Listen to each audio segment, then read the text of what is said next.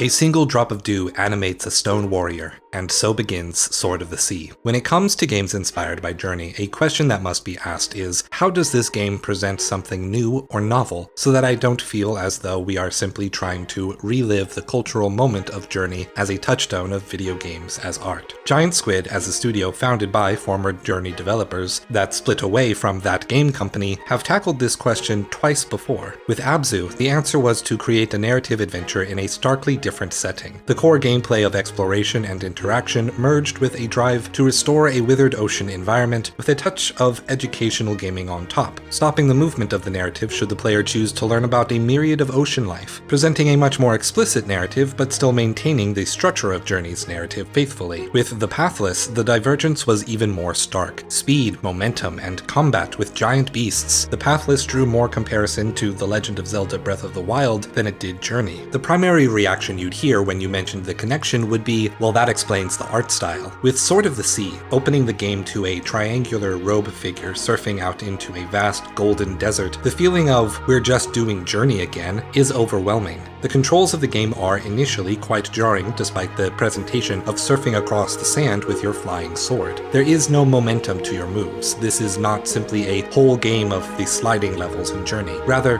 what sets Sword of the Sea's gameplay apart is the precision of its controls. Combined with open level design, the player may explore, discover platforming puzzles, and transform the environment into a beautifully contrasting world of desert and ocean worlds overlapping, with a bonus of collecting coins called Tetra to unlock skateboarding tricks to add some spice to the exploration. Your movement speed is entirely contextual. Where you are dictates your movement speed, yet remarkably, it never feels as though your speed is being artificially controlled. The right speed for tackling a puzzle, slower speed for small spaces, and fast movement in open spaces. Beyond that, speed is also contextual by the surface you are gliding over. Stone feels sluggish and slow. Sand is smooth and breezy. Tiles are bumpy. And playing on PlayStation 5 with haptic feedback and controller audio, the texture and sound of different surfaces feel perfectly balanced with the sounds and visuals on screen. Where this shines, truly, is over water. The surf moves the player faster than all other surfaces. The water is in the world directly as a result of the player solving puzzles and finding secrets, and thus rewards exploration with speed and even faster exploration. While every moment gives me the same elation as the sliding level in Journey, it is clear from the outset that Sword of the Sea is a new and improved form of the experience we first felt with Journey. If the positive recommendation is all you're after, this is the part of the video where you pop off and go buy the game. If you have already played Sword of the Sea and love it as much as I do, this is where the video begins. So join me as we seek to understand Sword of the Sea as a piece of art. Initially, the very first bit of lore that I read had me worried for the quality of the game. Unlike other purists, I don't particularly need the stories of a Journey-like to be so minimalist as to be without prose. Toussaint told its story through heavily detailed epistolaries. Had I been in a different mood, less amped to simply get back to climbing, I likely would not have become disinterested in reading each entry on my way up the tower. The lore of Sword of the Sea is delivered more like Windbound than Dark Souls. When Sword of the Sea opens up in the first stage, rather than proceed forward, I, pro gamer that I am, took a hard left turn into the desert, finding a secret cliff. Upon that cliff was, essentially, a Legend of Zelda Sheikah stone delivering a short stanza on the spiritual history of the world. The first one I found, however, was a generic expression of death, disappearance, and a promised renewal, placed next to stacked river stones, a visual signifier of death that appears in many Journey-like games, taking from the Japanese mourning practice of stacking river stones to assist the Bodhisattva, Jizo Bosatsu, in ferrying the souls of children to the next life. Journey used long headstones as a signifier of death. Games inspired by Journey almost always use stacking stones as an alternative, to the point that it has become a genre norm, which gives me apprehension, as seeing them makes me worry that the developer is repeating the genre without pursuing a new way to expand or express the ideas being signified. As we find more of these stones, they reveal the creation myth of the world, the sacrifice of a godly body becoming the desert and the ocean and all the living things within it, as well as how that ocean was locked away, how the deific boon of this Sword of the Sea was bestowed upon the people to fight a corrupting evil. Just enough lore to settle me into a familiar rhythm, only to have that sense of peace torn away with the ending cutscene of the first stage. A mysterious figure, sword in hand, was watching me. This sent my mind reeling with possibilities. But before I have much time to wonder, the game thrusts me onto a vista to gaze up at an underwater Byzantine Irithyll from Dark Souls 3. This place is called the Grotto, and though the space is smaller, the opportunity to express yourself through magic skateboarding really starts to shine in this level. Though the specter of this sword-wielding stranger looms over us, we learn of a great dolphin spirit in need of rescue. We learn of the crossover between the people on the land that desired to protect the ocean, the cycle of rebirth, and the people who worshipped flame that desired to create an immortal world. Now we are very much in the realm of Souls-like themes. We are able to rescue the dolphin only to be confronted by the shadowy figure. When they hold out their sword,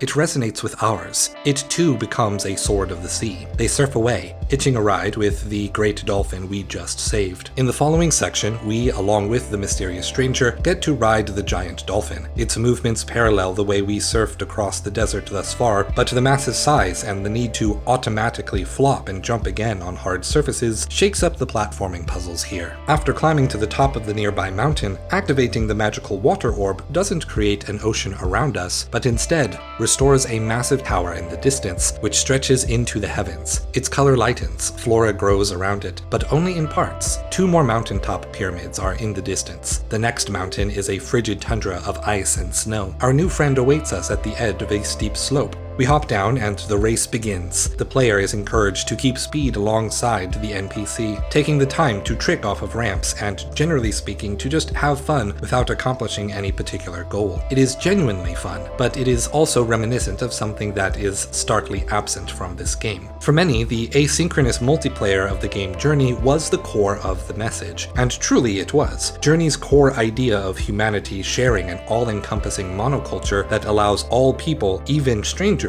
to connect and cooperate is made real by its anonymous partners subtly entering a shared world. I have made a couple videos on my channel about it. Needless to say, but the solo offline version of Journey's story is somewhat devoid of meaning when all it has is the abstracted tropes of Joseph Campbell's selectively biased monomyth to support it. Giant Squid's narratives have been more authored than Journey was. Each of their games now have pro-environmentalist themes to replace the abstract religiosity of Journey, but they also lack the player-made emergent stories that come from playing with others. It will be up to each person's personal taste to decide if this relationship with the red-scarfed warrior can act as a valuable relationship on its own merit. On this mountain, we are tasked with freeing the great shark spirit, and the game introduces a new system: speed boosts. By passing across one of these lanterns, we will gain a single charge of speed and can store up to 5 of them. These speed boosts are intense, both unlocking the ability to control your speed at will, while also encouraging careful observation of the level and pathing to uncover secrets and find the way towards unlocking progress. After freeing a great shark spirit, we get to experience this speed, only bigger and more wild. The great shark not only swims through snow, slides across icy surfaces, but can also violently thrash about to increase speed at any time, with almost no ability to jump. Controlling the shark is the polar opposite of how it felt to play as the dolphin. Once we ascend the mountain and activate the pyramid, we are immediately confronted by the evil serpent of fire, Tor Namu.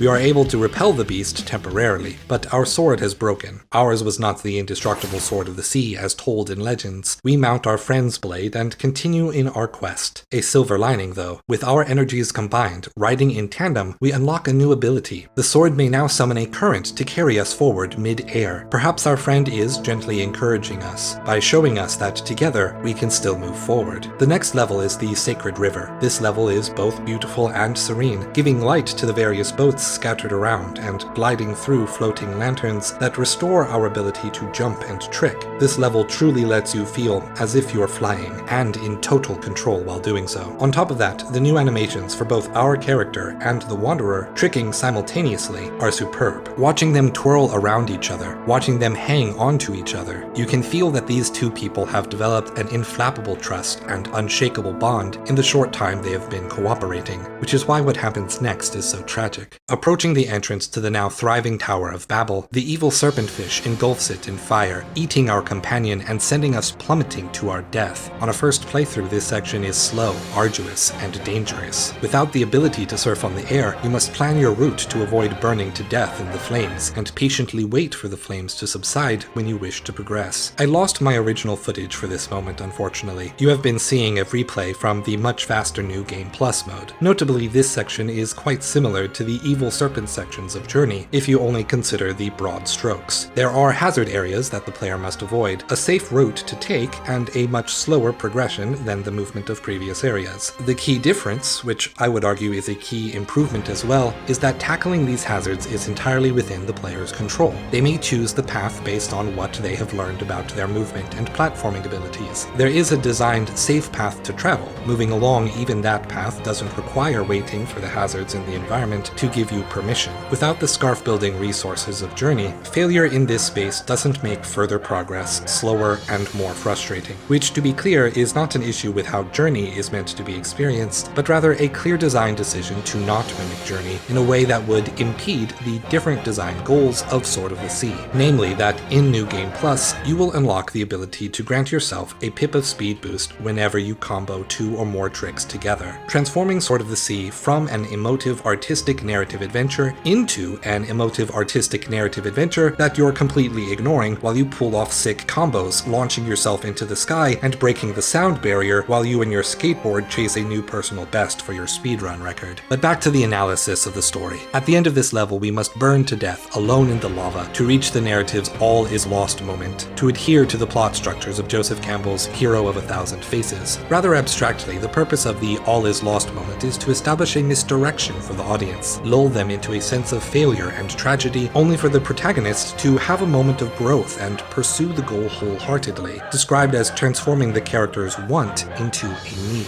And it's this devotion to the hero's journey, as opposed to the video game journey, that I think has more negatively impacted the game's design and overall flow. The game had a perfectly functional all is lost moment when our companion was eaten, and being sent to the depths paralleled that emotional arc. Campbell's plot points, which typically follow the all is lost moment, are called Seizing the Sword, The Road Back, Resurrection, and Return. This whole lava section would be considered the road back, but the protagonist isn't dead, so they needed to die in order to be Deus Ex Machina'd into the resurrection. It was that devotion to Campbell's plot abstractions as a manual, rather than as loose guidelines for potential story directions, that leads to the unnecessary repetitions of narrative beats and to the uninspired truncating of gameplay. Rather than requiring the player character to literally die in cutscene as a reward for completing the level, so that the same cutscene could have the resurrection plot point, I would have preferred that this level turned that moment of character growth, the want into a need, into gameplay.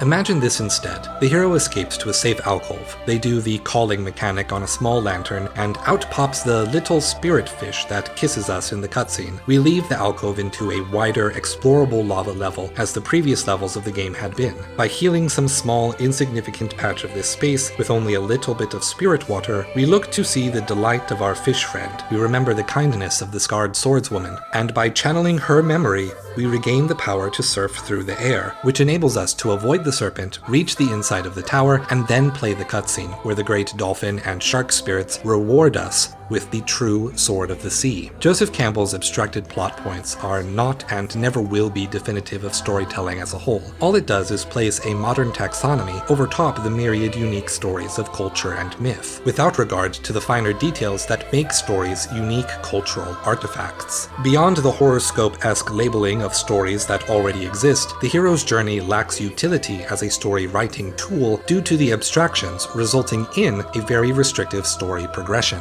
Moreover, it is a plot-telling device that was never influenced by the new and unique storytelling structures invented for video games. As I described, the road back could have been the whole of the final level. Just as Samus Aran loses her powers at the start of every Metroid game and every RPG shows an incremental progress toward a goal, so too can a minimalistic 3D platformer like this game without losing the impact of its story. Giant Squid needs to be willing to trim away wherever Joseph Campbell's philosophy impedes ludic storytelling storytelling, lest they fall into narrative excess. Despite my critique here, I don't want you to hear that last section as a criticism. Ultimately, my critique boils down to wishing I had more of Sword of the Sea to play, especially in that last level. But how they chose to transition the narrative led to a decision that truncated the Ludens. What I wanted was more Sword of the Sea to play, and the final level blew me out of the water. I never expected a journey like to have combat, let alone a boss fight. In hindsight, that was naive, given Giant Squid's previous title. I love every moment of this final sequence. Ascending the tower is such a rush. Saving our partner into avoiding pillars of fire on a half-pipe feels like an endless runner in reverse, or a more fluid experience of the bonus minigame levels in Sonic games. All the while, the triumphant moments of attack are delivered with animation that looks straight out of Kingdom Hearts. The final phase of pursuing the serpent while surfing in the tunnel of the perfect wave, juxtaposed against the flames on the water and dodging them with 360 degrees of circular movement, is perfect for hitting the emotional height the game wants to achieve. Upon defeating the serpent, a short moment of celebration. According to the optional lore readings,